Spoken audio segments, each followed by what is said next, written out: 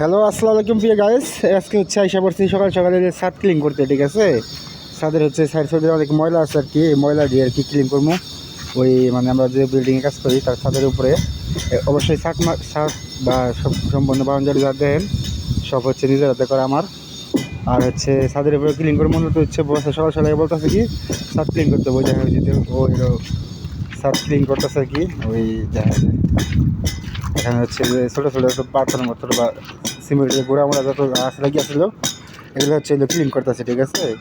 মূলত হচ্ছে ওই আপনার এই যে দিকে দেখতেছে আমি এদিকে হচ্ছে ওই সোলার প্লেন আছে আর কি, ছাদের উপরে আর কি সোলার লাগাবো। এইদিকে সোলার ঢুকে দাও, এই হচ্ছে সোলার আর কি, এই সোলার ফিটিং করবো আর কি ছাদের উপরে।